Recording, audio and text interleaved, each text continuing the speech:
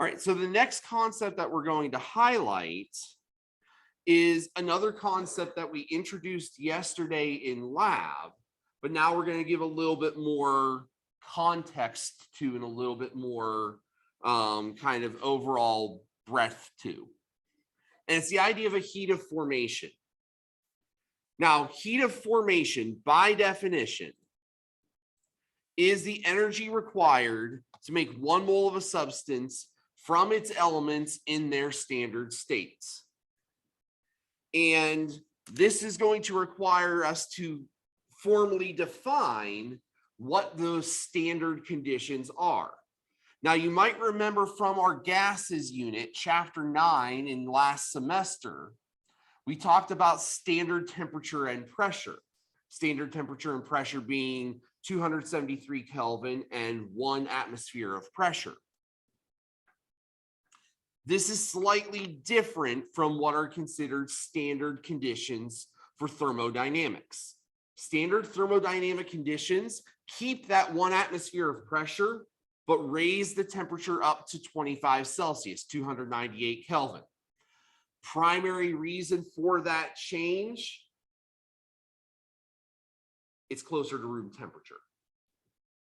So when we think standard conditions, that's the frame of mind I want you to think about. Room temperature and pressure.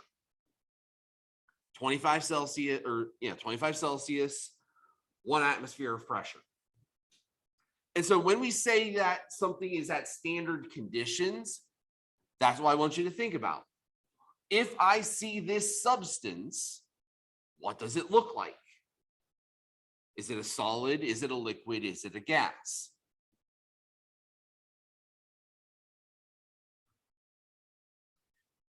So let's take this for example.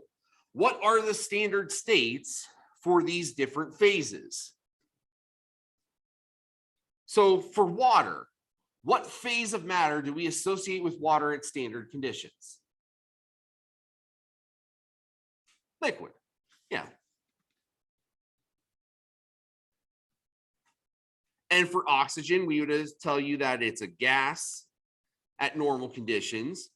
Nitrogen dioxide is a gas at normal conditions. What about mercury?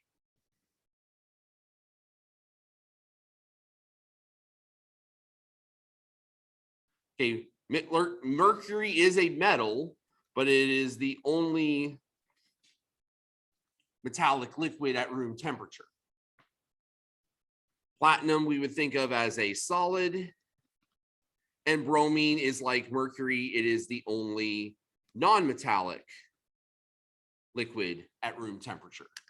All other non-metallic substances are either gases like oxygen or solids like sulfur or phosphorus would be.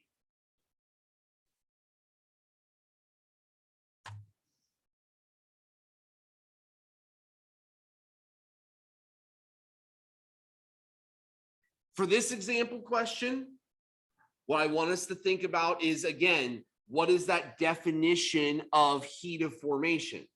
For heat of formation, I have to be forming a substance from its elements in their standard states.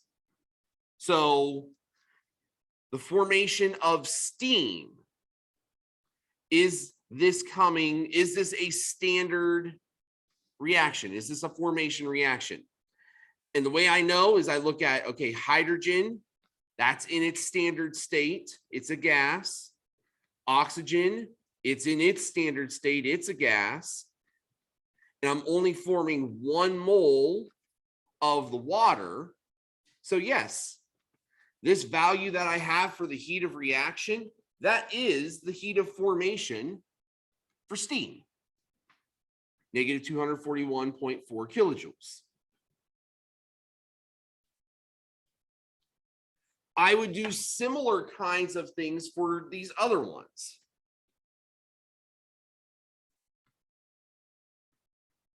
The element in its standard state for carbon is graphite, so that's good.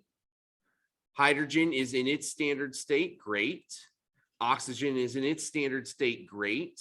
I have 1 mole of methanol, so yes, This is good as well.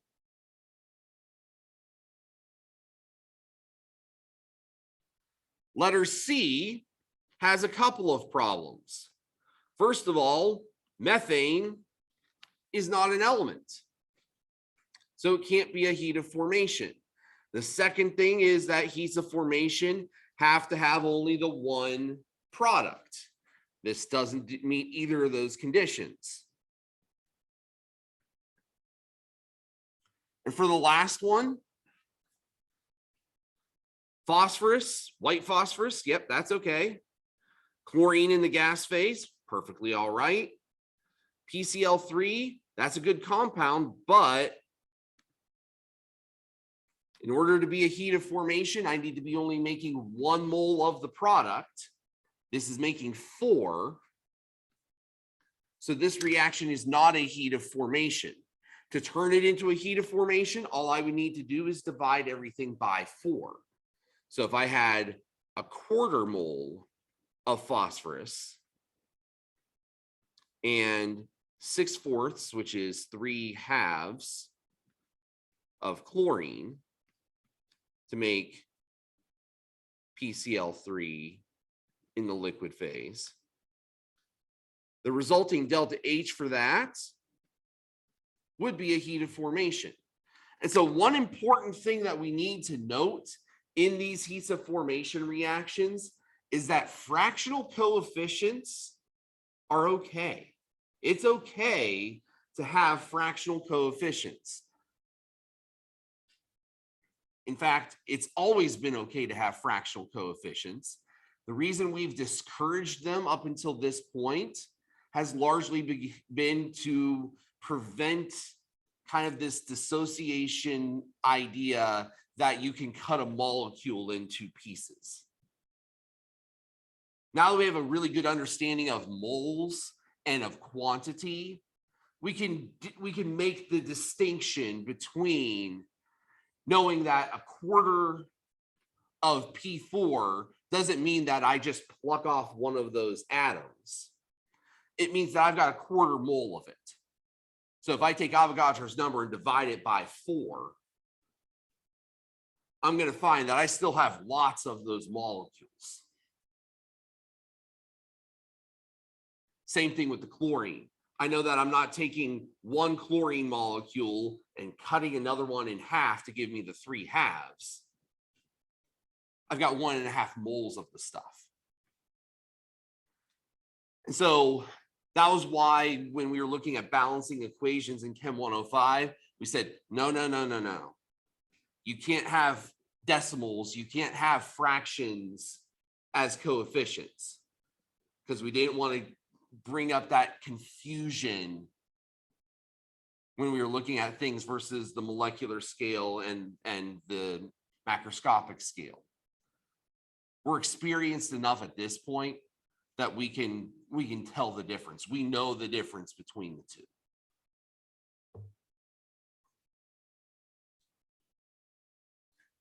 Any questions with this example?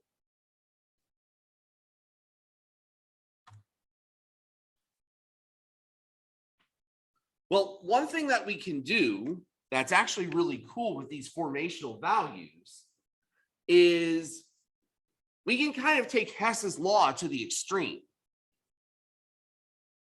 With these formational values, I end up having a series of equations that will net me the exact product that I'm looking for and have a very well-known value of its delta H associated with it.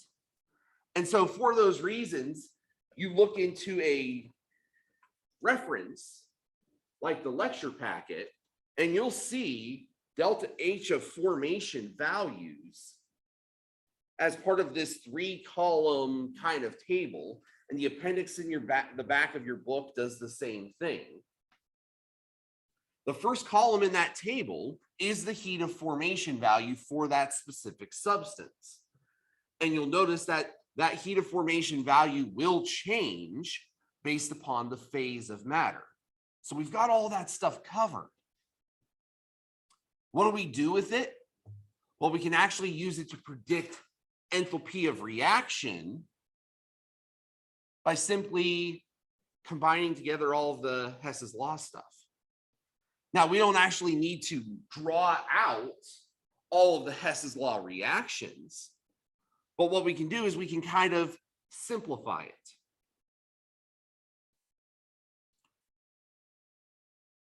Because the heat of reaction would be equal to the sum of all of the heats of formation for all of the products in our chemical equation minus the sum of all of our heats of formation for the reactant side of the equation. And so we'll do an example of this. I'll show you how the Hess's law piece comes about and where it comes from and why we end up subtracting here instead of adding. And it largely has to do with, we're going to end up flipping all of the formation reactions on the reactant side to get the reactants on the right side.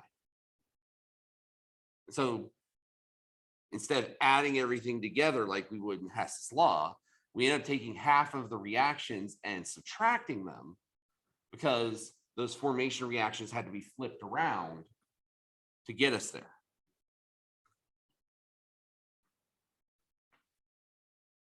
So where do these reactions come from? So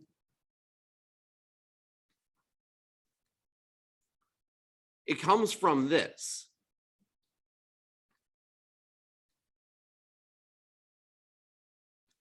Now, aluminum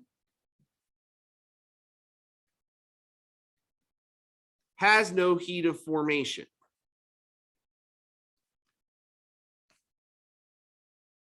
The reason it has no heat of formation is because it is already an element in its standard state. So it kind of creates a kind of a hypothetical question. How much energy does it take to turn aluminum in the solid phase to aluminum in the solid phase? It's already there. So its heat of formation is 0. Same thing for the iron. The heat of formation for iron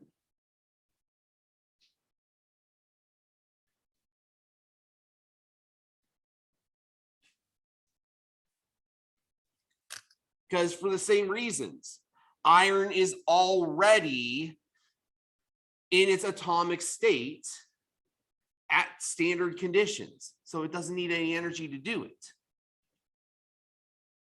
Now, if I was looking at iron in the liquid phase, then yeah, that's going to have a heat of formation value because it's going to take energy to turn that iron in the solid phase to iron in the liquid phase. So those two pieces notwithstanding, if I look at the Hess's law piece from this, to make a formation reaction, I need 2 iron and 3/2 oxygen to make Fe2O3.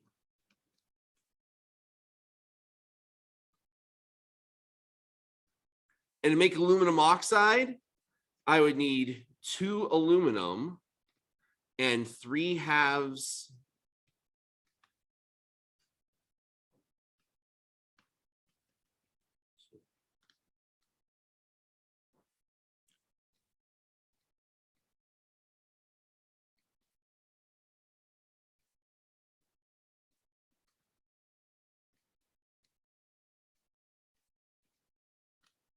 I would need 2 aluminums and 3/2 oxygen to make aluminum oxide.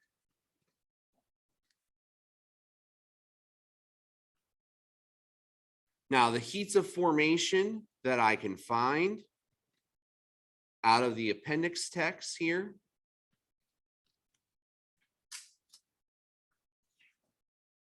for aluminum oxide, heat of formation, -1676. kilojoules. For iron,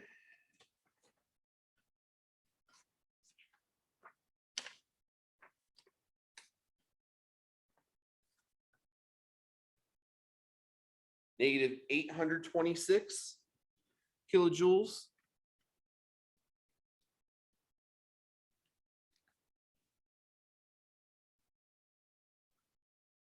And again, we've already established that the heat of formation for aluminum is 0.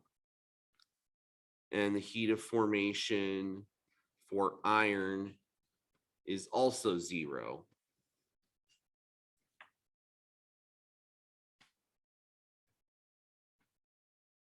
So in the end, what we have to do is we're going to have to flip this equation around to get the iron 3 oxide on the reactant side.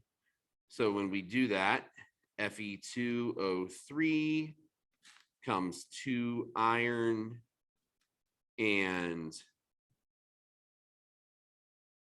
3/2 oxygen.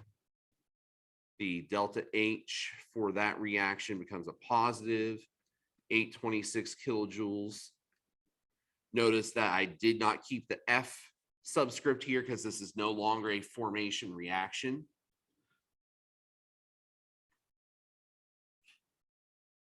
So adding those together, the 3/2 oxygen cancel.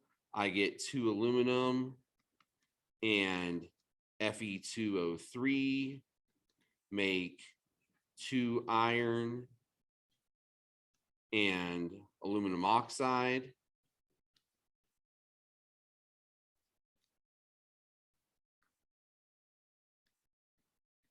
The enthalpy change here, negative 1676 plus 826 is negative 850.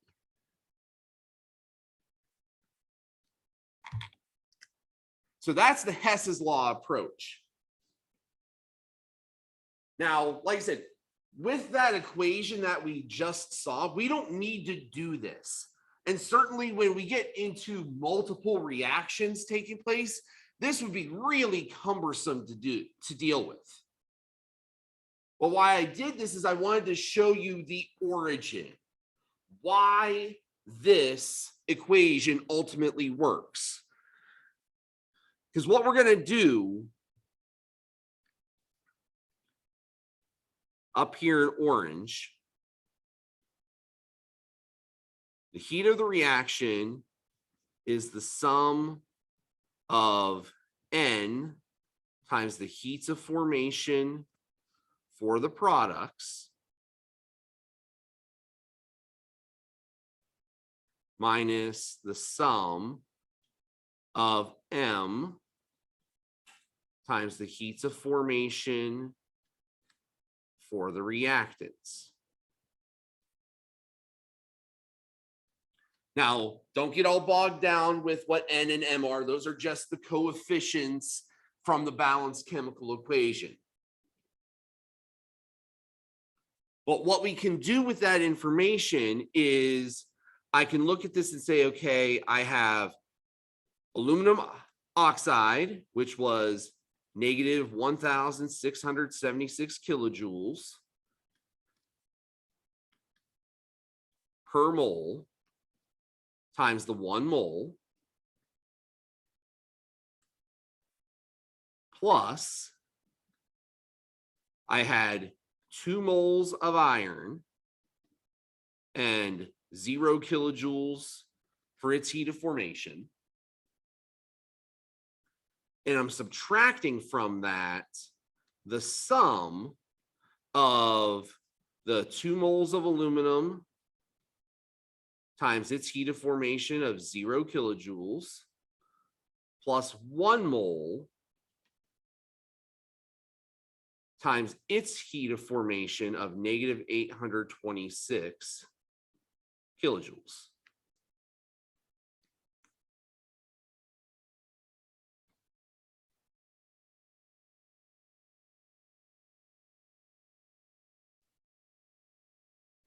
So if I keep following along, the product sum is negative 1,676 kilojoules.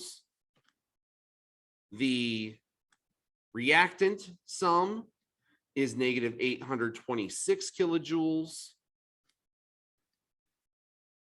Now we can see why that negative sign is there. It's to turn the reactant side of the ledger to positive values like what we had in Hess's law.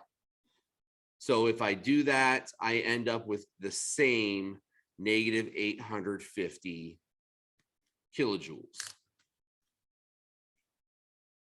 So without breaking out the equations, without breaking out the Hess's law, that equation gives us exactly what we need to figure out delta H of reaction in a much simpler, more elegant kind of way that doesn't require nearly as much crossing out, nearly as much derivation. We just find the values in the table and plug them in appropriately. And again, looking ahead a little bit to the future, when we get to other state functions in thermodynamics, we're going to find that there are similar kinds of values for entropy and free energy, and we'll be able to use them similarly to figure out those changes in reactions using the same kind of scheme.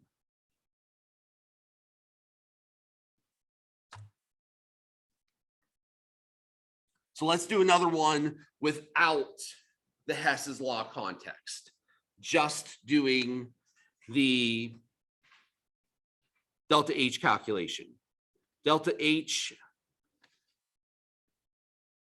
standard delta H of reaction is equal to the sum of the products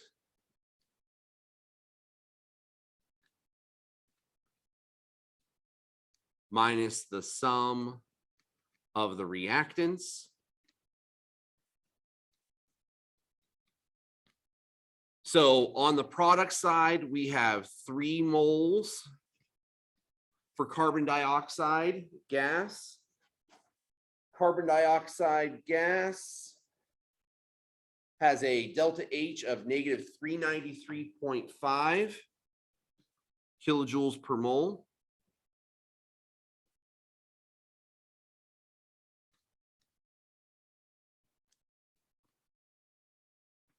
And we have 4 moles of water vapor.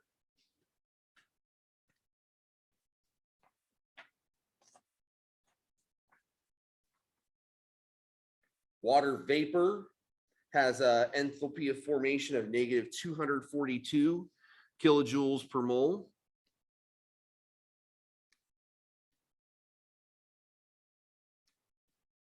So there is the product side of the ledger. On the reactant side, we have 1 mole of propane, C3H8.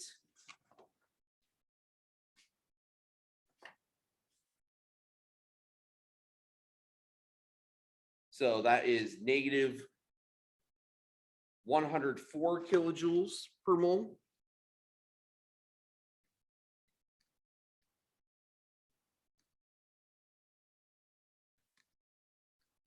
And 5 moles of oxygen. And we could look up the value of oxygen, but it is already an element. It is in its standard state. So it would require no energy to get there. Tally it up. 3 times negative 393.5 plus 4 times negative 242 gives us a total of negative 2,148.5 kilojoules. 1 times negative 104 gives us negative 104 kilojoules. So our standard heat of reaction would be negative 2,148 plus 104, which would be negative 2,045 kilojoules once we do the proper rounding at the end.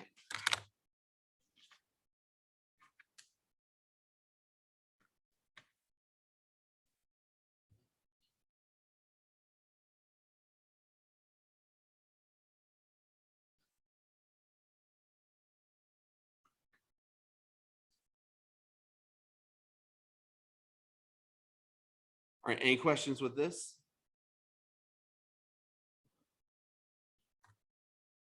All right, going to ask you to try one here yourself. So the information that you need is in the lecture packet. You can also find it in the appendices of your book. So if you have a hard copy of the book, you can look it up there. You can also log into SmartWork and access it from the ebook. What I want you to do is I want you to use the heats of formation to determine delta H for this reaction.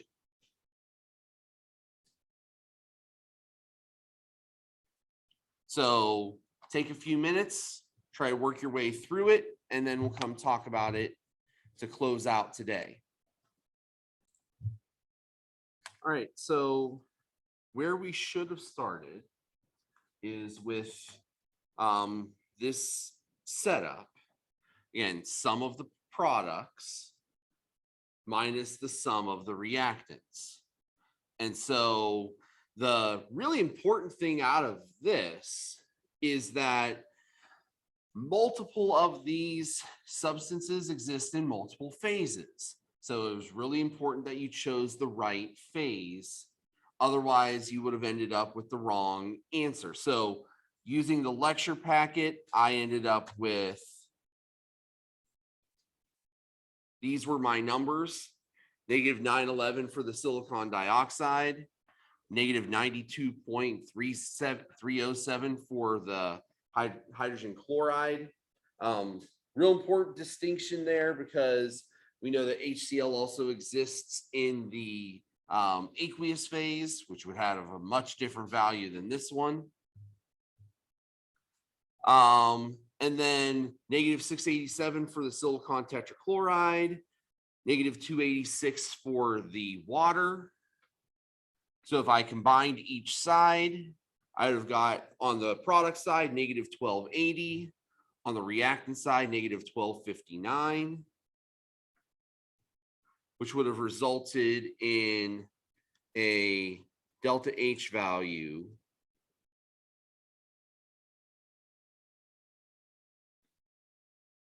of negative 21 kilojoules for this reaction.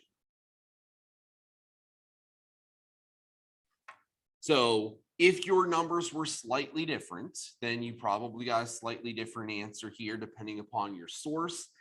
That's kind of the nature of these tables of values. Depending upon when your table was published, what source it used, it could have slight variations in the data. So just bear that in mind. Now, if you're doing questions in homework and SmartWork, make sure that you use the appendices, the reference tables from the textbook, and it should, in the question, link to those references in the question. Any questions about this problem? All right, so that's where we're going to stop for today.